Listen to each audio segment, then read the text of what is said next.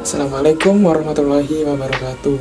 Perkenalkan, nama saya Muhammad Davin Aldiansyah dari Prodi Ilmu Komunikasi kelas B1, dan saya di sini akan memaparkan atau mempresentasikan yaitu salah satu mata kuliah saya yang berjudul Teori Komunikasi. Di sini saya akan menjelaskan apa itu manajemen privasi komunikasi. Jadi di sini saya akan menjelaskan tentang apa itu manajemen komunikasi. Di poin yang pertama ini adalah teori komunikasi privacy management atau yang biasa disebut dengan CPM. Ini dikemukakan oleh seorang Sandra Petrino, yaitu ia itu menjelaskan teori ini sebagai peta cara seseorang dalam menjaga privasi yang mereka miliki. Sandra Petrino juga ingin yaitu seseorang untuk lebih memperhitungkan batasan-batasan yang mencakup informasi yang hanya dimiliki oleh dirinya. Di poin yang kedua, yaitu akar dari teori-teori komunikasi privacy management atau CPM, yaitu merupakan asumsi mengenai cara seseorang individu berpikir dan mengkomunikasikannya. Definisi informasi dalam teori ini merupakan suatu rahasia atau private, yang artinya informasi tersebut sangat berarti bagi mereka atau dapat juga disebut dengan informasi private atau private information. Selanjutnya, yaitu kemampuan untuk mengatur informasi private inilah yang membuat seseorang merasakan bahwa mereka merupakan pemilik sah dari informasi yang dibagikan mengenai dirinya sendiri. Maka, mereka memiliki hak untuk memberikan batasan-batasan bagi orang lain. Dan ada beberapa 5 karakteristik dalam aturan privasi, yaitu berdasarkan kriteria budaya, kriteria gender, kriteria motivasi, kriteria konteks, dan kriteria rasio berisiko dan keuntungan. Dan selanjutnya, banyak munculnya teori manajemen privasi komunikasi. Teori ini menarik karena 2 alasan, yaitu yang pertama, teori ini adalah pemikiran yang terkini dalam disiplin ilmu komunikasi. Munculnya teori baru memberikan gambaran akan hidupnya komunikasi sebagai bidang ilmu. Yang kedua, fakta bahwa CPM bertumbuh secara khusus dari fokus terhadap komunikasi. Ini bukti akan kematangan dan pertumbuhan bidang ilmu komunikasi. Hal yang menjadi perhatian utama teori ini adalah pengelolaan ketegangan antara keinginan bersikap terbuka atau memiliki keterbukaan atau bersikap tertutup, yaitu privacy, antara menjadikan diri sendiri bagian dari publik, yaitu being public, atau bersifat private, being private. Komunikasi privacy management atau biasa disebut CPM tertarik untuk menjelaskan proses-proses negosiasi orang seputar pembukaan informasi private, atau dalam bahasa Inggris yaitu CPM, Theory of Offers of Privacy Management System that identifies ways privacy boundaries are coordinated between and among individuals. Disampaikan oleh Petronio dalam tahun 2024. Komunikasi privacy management mengusulkan 5 anggapan dasar yang mendukung sistem manajemen mereka. Berdasarkan anggapan tersebut, CPM mengusulkan proses aturan manajemen untuk regulasi privacy. 5 anggapan tersebut mendefinisikan sifat CPM, yaitu yang pertama, teori ini berkonsentrasi pada informasi pribadi. Yang kedua, metafora batas digunakan untuk menggambarkan garis batas antara informasi pribadi dan hubungan masyarakat. Yang ketiga, kontrol merupakan masalah karena 2 alasan. Yang keempat, teori ini menggunakan sistem manajemen berbasis aturan untuk membantu dalam pengambilan keputusan tentang cara batas-batas yang diatur. Kelima, pemikiran manajemen privasi didasarkan pada memperlakukan privasi dan mengungkapkan sebagai dialektis atau ketegangan yang bersifat alami. Jadi itu tadi adalah sebuah pengertian atau gambaran teori tentang tentang manajemen komunikasi privasi. Di sini saya akan menjelaskan atau memberikan contoh apa saja, yaitu teori manajemen komunikasi yang ada di kehidupan sehari-hari. Kita lanjut kepada contoh yang pertama, yaitu tentang manajemen privasi pada pengguna media sosial, yaitu Instagram. Yaitu Pesatnya teknologi informasi dan komunikasi yang sedemikian membuat peran media menjadi sangat dominan dalam mengubah perilaku komunikasi melalui media baru atau media sosial. Media sosial merupakan sebuah ruang yang disediakan agar penggunanya dapat melakukan interaksi dengan pengguna media sosial lainnya tanpa harus bertatap muka. Instagram menjadi sarana pembagian informasi pribadi melalui jaringan internet yang diakses oleh jutaan orang secara rutin. Umumnya, seseorang melakukan pengungkapan kepada orang lain secara bertahap, dimulai dari beberapa hal yang dangkal tentang dirinya hingga hal yang bersifat pribadi atau intim. Namun, pada penelitian ini, proses pengungkapan diri yang dilakukan oleh para informan melalui media sosial Instagram cenderung dilakukan secara acak dan tidak bertahap. Dapat disimpulkan bahwa melakukan pengungkapan perasaan, opini pribadi, dan pengungkapan informasi yang dibagikan dengan khalayak beragam dan tidak jelas pengguna Instagram dapat mengeburkan batasan antara privasi dan publik. Menurut ahli yaitu Alan F. Westin dalam jurnal Privacy, A Conceptual Analysis, volume 8 nomor 1, tahun 1976 yang berjudul Environment and Behavior, halaman 8. Yaitu menjelaskan privasi dapat didefinisikan sebagai kemampuan seseorang individu untuk menentukan informasi dan bagaimana memberikan informasi kepada orang lain, serta bagaimana informasi itu diberikan kepada orang lain. Dalam melakukan pengungkapan diri di media sosial ini, umumnya tanpa memiliki pengetahuan dan kesadaran akan etika di media sosial, pengungkapan diri juga bisa menjadi ancaman dan beresiko untuk dilakukan. Jika seseorang melakukan pengungkapan diri kepada orang yang salah, pada waktu yang tidak tepat, mengungkapkan terlalu banyak privasi dapat memunculkan berbagai resiko bagi diri kita sendiri.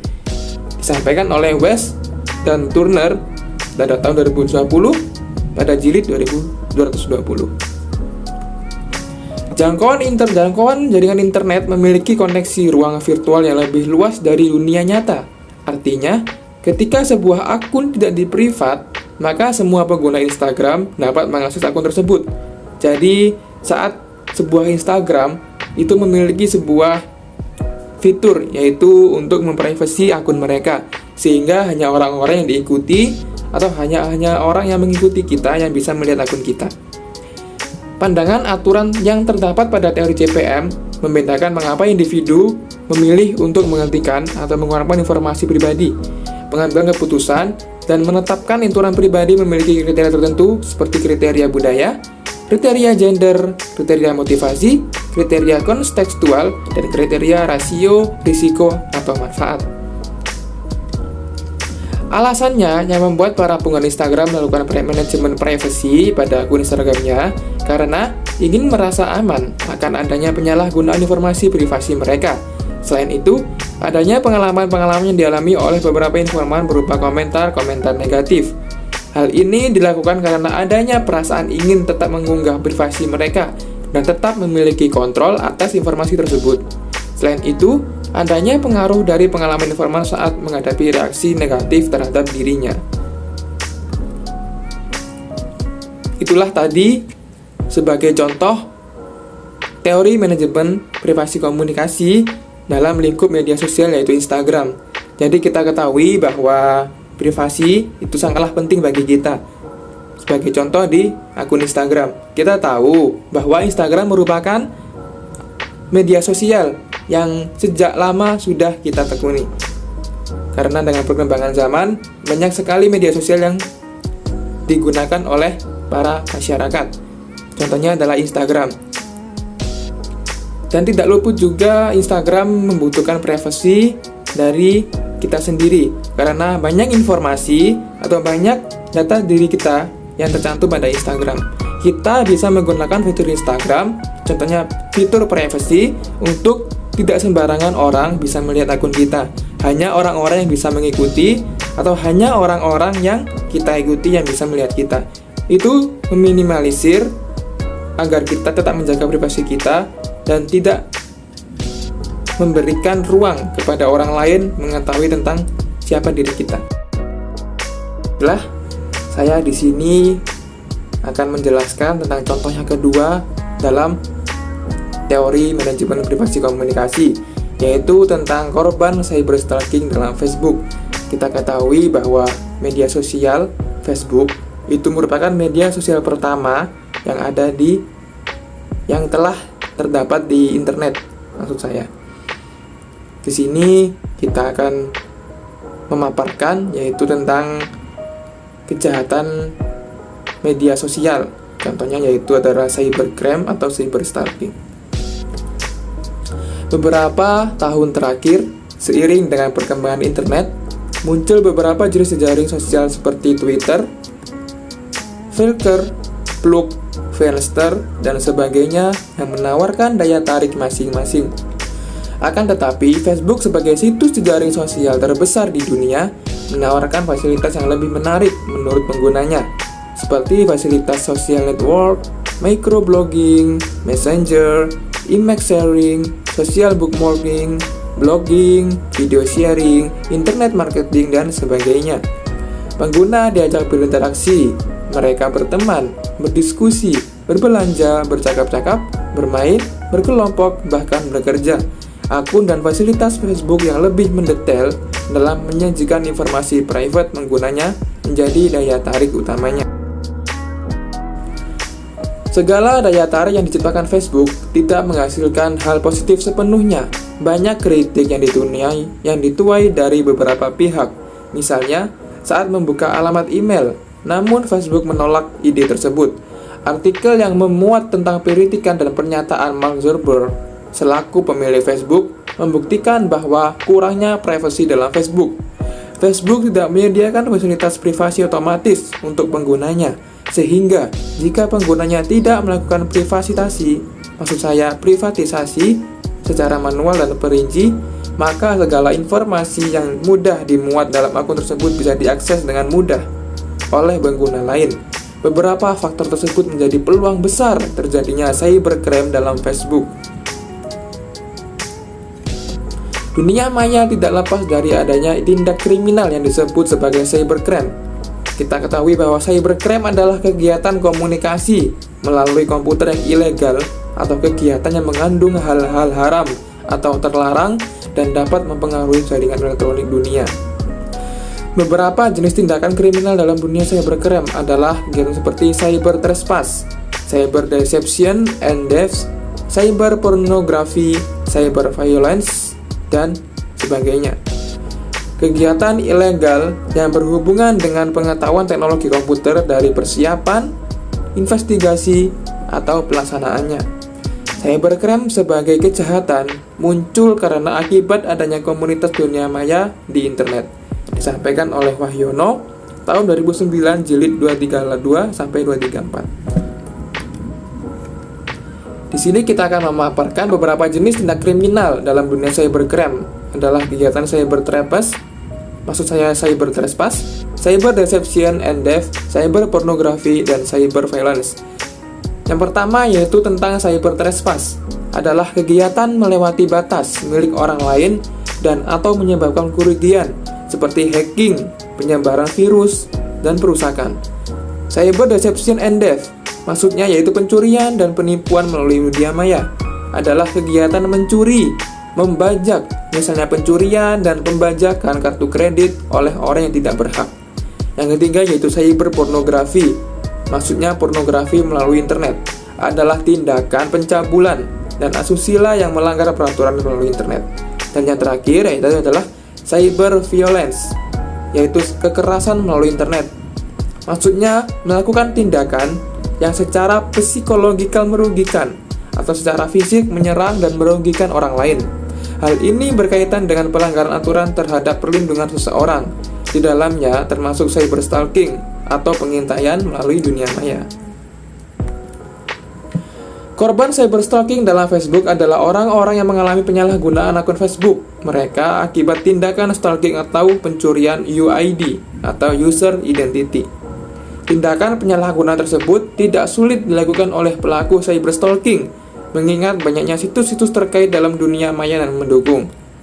Korban cyberstalking pada umumnya tidak menyadari bahwa mereka rentan terhadap tindak kejahatan tersebut.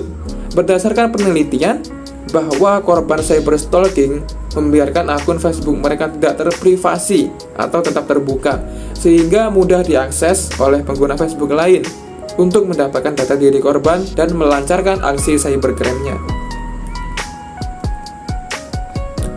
Itulah tadi penjelasan yang kedua mengenai cyberstalking dalam media sosial Facebook. Kita ketahui bahwa Facebook merupakan media sosial pertama yang dimiliki oleh kebanyakan masyarakat Indonesia. Dan kita ketahui bahwa di Facebook tidak memiliki fitur seperti Instagram, yaitu yang bisa memprivasi akun kita secara otomatis. Jadi, secara tidak langsung banyak orang lain atau banyak pengguna Facebook lain yang bisa langsung masuk dan memperoleh data pribadi kita. Kita ketahui bahwa di Facebook kita bisa mengunggah data diri kita, semisal tanggal lahir, email, nomor telepon, dan sebagainya. Itu merupakan cara atau celah bagi orang lain untuk bisa mendapatkan informasi pribadi dari kita dan menyalahgunakannya dengan cara membajak atau cyberstalking akun kita.